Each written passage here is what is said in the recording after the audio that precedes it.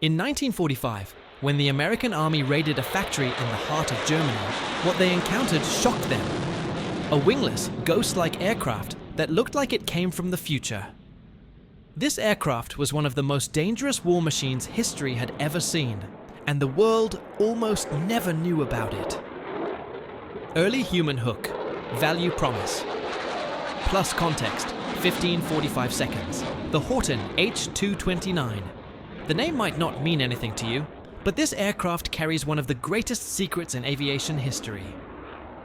In the final days of Nazi Germany, two brother engineers, Walter and Reimar Horten, received an impossible mission: build a fighter aircraft that could carry 1,000 kilograms of bombs, have a 1,000-kilometer range, and fly at 1,000 kilometers per hour. The only design that could meet this insane demand, called Hermann Göring's Thriek 1000 project, was the Horten brothers' revolutionary flying wing concept. But this wasn't just a fast aircraft.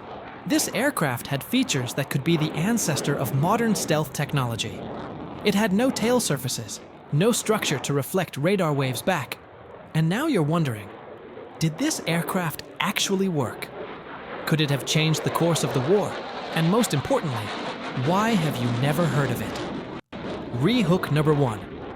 The answers to these questions will surprise you, because in 3 minutes, you'll learn about a design flaw so dangerous it could kill even its own pilots. Credibility. Plus, over-delivery. 45 seconds, 1:30. I spent over 20 hours researching this video. I examined original prototype documents from the Smithsonian Museum, reviewed reports captured by the American Army, and compiled analyses from modern aviation experts. I'm not just going to tell you a historical story. I'm going to show you why the HORTEN H-229 is considered the ancestor of modern stealth aircraft, what technical innovations it introduced, and most importantly, why it never went to war. Rehook number 2. And at the end of the video, when you learn how this aircraft inspired the American B-2 Spirit bomber, your jaw will drop. If you're ready, let's begin. Body segment 1, problem amplification. 1.30, 3 amphones, open loop. Let's go back to 1943. Nazi Germany is losing. The Battle of Britain ended in defeat. Allied bombers are reducing German cities to rubble, and the Luftwaffe has no effective weapon to stop this threat. Hermann Göring is desperate. He needs a fast, long-range bomber that can evade the British radar system called the Dowding system. And this need gives birth to the Thriek 1000 project. 1,000 kilos bombs, 1,000 kilometer range, 1,000 kilometers hour speed. Visual irony hint. Sounds simple, doesn't it? But in 1943, these numbers represented an almost impossible engineering challenge. Jet engines were still in their infancy, fuel consumption was incredibly high, and traditional aircraft designs weren't aerodynamic enough to reach these speeds. Germany's best engineers took on this project, but they all failed. Micro cliffhanger. Until two brothers came along. Body segment 2, solution framework. 3 senwa 5 aanstekwees. Walter and Reimar Horten. These two brothers had dedicated their lives to the flying wing concept.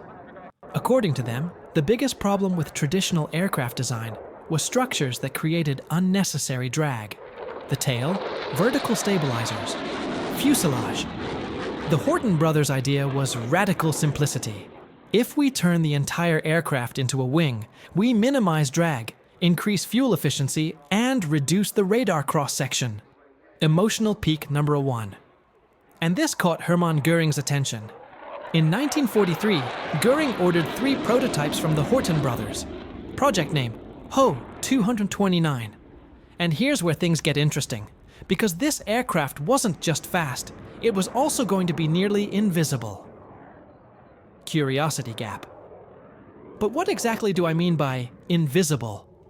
In the 1940s, radar technology was newly developing. Radar waves reflected off aircraft metal surfaces, especially from tails and wings. The HO-229's flying wing design minimized these reflections because there was no tail to reflect from.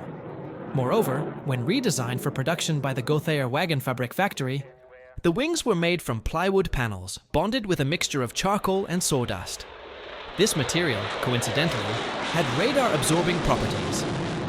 Re-engagement trigger. So in the 1940s, they're laying the foundations of modern stealth technology, and you're still hearing about this for the first time. Why? Because this aircraft never fought in the skies. Body segment 3, technical innovation, 5-inch, 7. Now let's get into the technical details, because to understand the true genius of the HO-229, you need to know how this aircraft was designed. Open loop, and here there's a design decision that shows both genius and madness. The aircraft's wingspan was 16.8 meters. Total wing area was 52.8 square meters. But the most surprising part is this. This aircraft used an elevon system instead of traditional ailerons.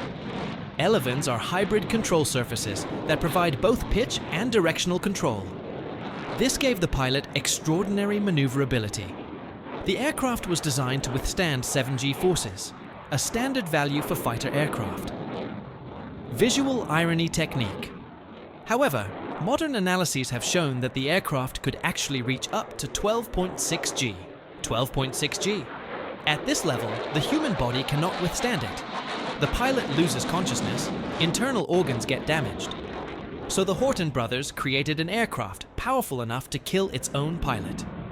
Emotional peak, Nini 2. And this is just the beginning. The aircraft's engine system consisted of two Junkers Jumo 004B turbojet engines. Each provided 8.83 kN of thrust. These engines could give the aircraft a maximum speed of 960 km/h, approaching the speed of sound. Micro cliffhanger. But there was a problem. Fuel consumption. Body segment 4. Critical flaw. 7, 9. The HO-229's fuel system consisted of 8 aluminum tanks with a total fuel capacity of 1,700 kg. This theoretically provided a 1,900 km range, well above Göring's requested 1,000 km. Patent interrupt, but the word theoretically is important here. Jet engines, especially the early Jumo 004Bs, consumed fuel at an incredible rate, and there was also an overheating problem. During test flights, the engines constantly failed. Storytelling moment, February 2nd, 1945. The HO-229 V2 prototype performs its first powered flight. The test pilot successfully takes off, cruises, and lands. Mission accomplished. Everyone is excited. A few weeks later, another test flight. This time, the engine fails. The aircraft crashes.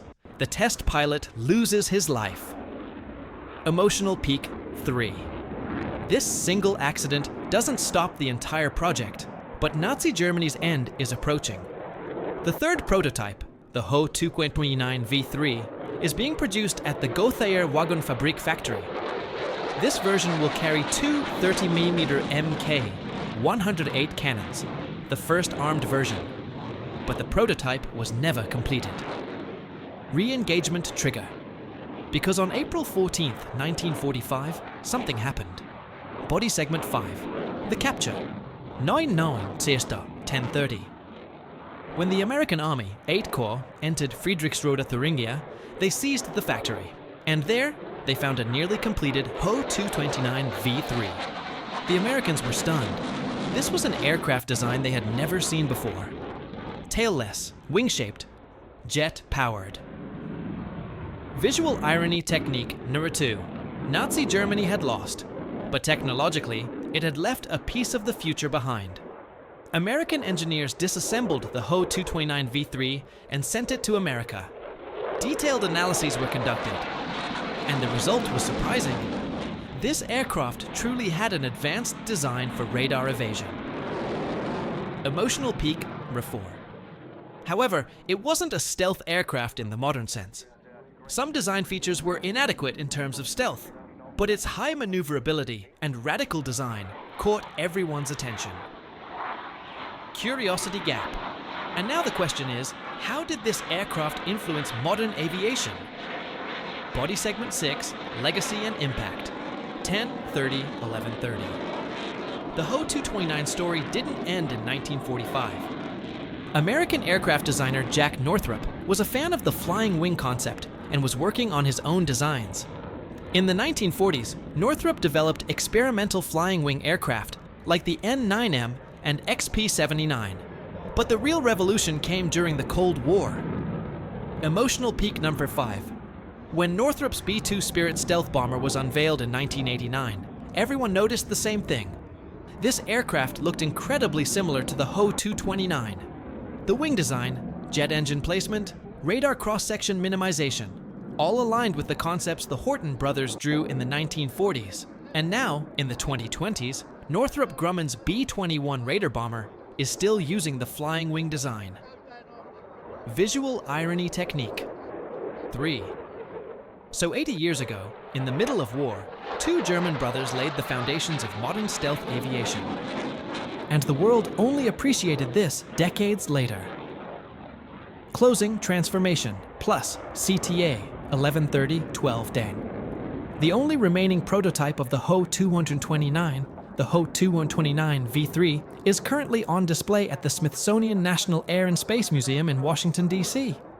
Its wings and landing gear have been removed, with the center section mounted on a support frame. This aircraft never fought. It never hunted enemy bombers in the skies, but its legacy lives on in the most advanced aircraft of modern aviation. Final emotional peak. And perhaps most ironically, this aircraft that Nazi Germany produced in desperation became one of the foundations of democracy's greatest air power.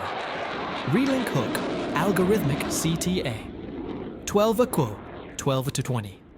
But wait, everything you learned about the HORTEN H-229 raises this question. What about the other wonder weapons developed by Nazi Germany? V-2 rockets, Tiger tanks, Messerschmitt Me-262 jet fighters. Click on the video you see on screen. There, I examine all of Nazi Germany's weapons that couldn't change the course of the war, but whose technological legacy reached the present day. And if you enjoyed this video, don't forget to subscribe.